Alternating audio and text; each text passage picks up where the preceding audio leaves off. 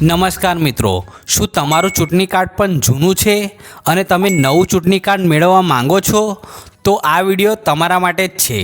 આજે આ વિડીયોમાં હું તમને તેની સંપૂર્ણ સાચી પ્રોસેસ બતાવીશ, એટલે વિડીયો અંત સુધી જોજો.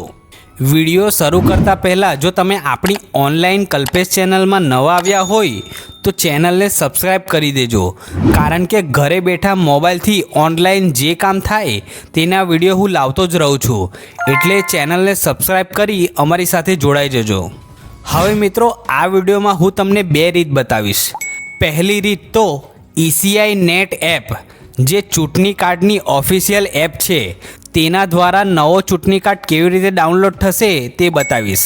અને બીજી રીત, જેમને આ એપમાં એરર આવતી હોય, અમુક મોબાઈલમાં આ એપ ચાલતી ન હોય, તો તેવા લોકો માટે ચૂંટણી કાર્ડની ઓફિશિયલ વેબસાઇટથી નવો ચૂંટણી કાર્ડ કેવી રીતે ડાઉનલોડ થાય તે બતાવીશ. તો મિત્રો, સૌથી પહેલાં હું ECI નેટ એપથી નવો ચૂંટણી કાર્ડ કેવી રીતે ડાઉનલોડ કરી શકાય તે બતાવું.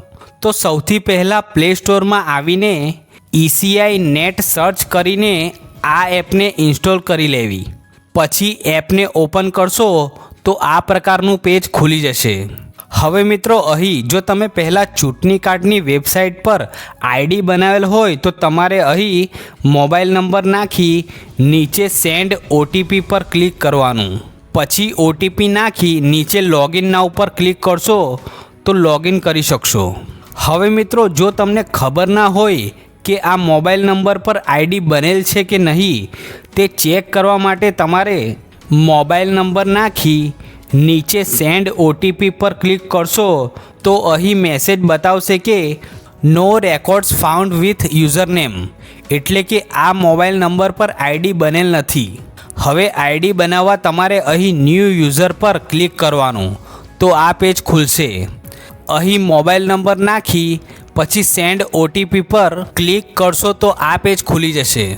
અહીં મિત્રો, તમારે ફર્સ્ટ નેમમાં તમારું નામ લખી દેવું, પછી નીચે લાસ્ટ નેમમાં તમારી અટક દાખલ કરી દેવી, પછી નીચે તમારો પાસવર્ડ સેટ કરી દેવો, પછી નીચે આ મોબાઈલ નંબર પર OTP આવશે, તમારે એ OTP નીચે અહીં દાખલ કરી દેવો.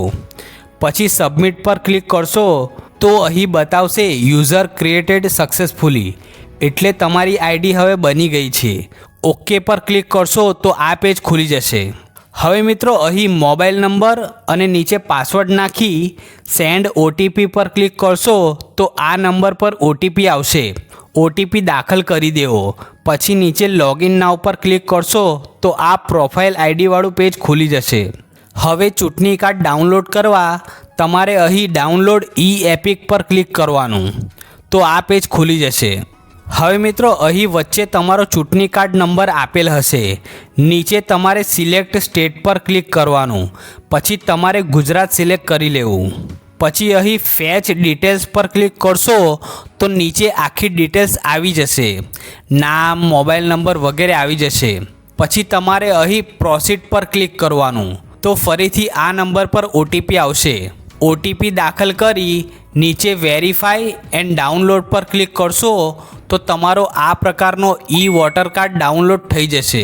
હવે સેવ કરવા અહીં ડાબી સાઈડ ઓરેન્જ કલર પર ક્લિક કરશો તો તમને 3 ઓપ્શન બતાવશે. મિત્રો, પહેલું અને ત્રીજું વોટ્સઅપવાળું ઓપ્શનથી તમે સેવ અવશ્ય કરજો.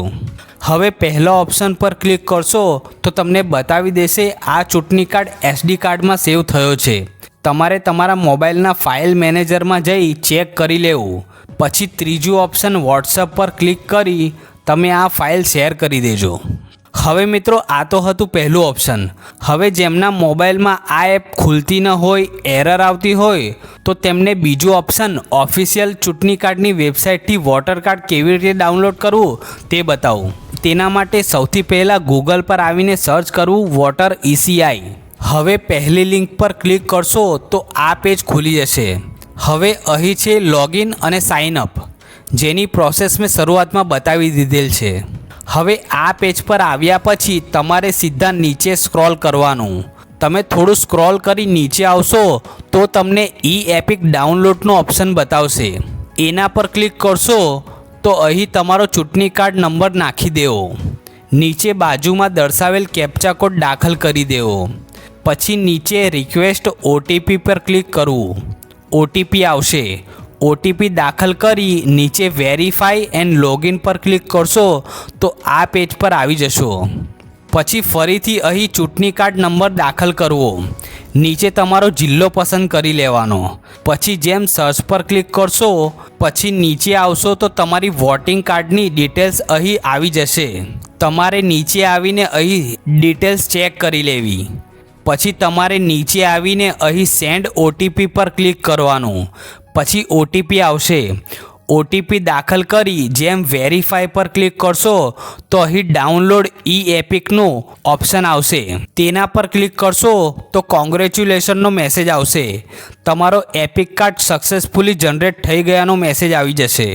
મિત્રો, આ ફાઇલ તમારા ફાઇલ મેનેજરમાં જઈ ચેક કરી લેજો કે ડાઉનલોડ થઈ છે કે નહીં. તો મિત્રો, આ રીતે તમે સરળતાથી તમારો ઈ ચૂંટણી કાર્ડ ડાઉનલોડ કરી શકશો. પણ હજી પણ તમને ચૂંટણી કાર્ડ ડાઉનલોડ કરવામાં પ્રોબ્લેમ આવતી હોય તો તમે મને કોમેન્ટ બોક્સમાં જણાવી શકો છો. હું તમને રિપ્લાય આપી હેલ્પ કરીશ. અને હા મિત્રો, જો તમને આવા જ નવા વિડીયો જોવા હોય કે ઘરે બેઠા મોબાઈલથી ઓનલાઈન કામ કેવી રીતે થઈ શકે તેના માટે આપણી ઓનલાઈન કલ્પેશ ચેનલને સબસ્ક્રાઈબ કરી અમારી સાથે જોડાઈ જજો.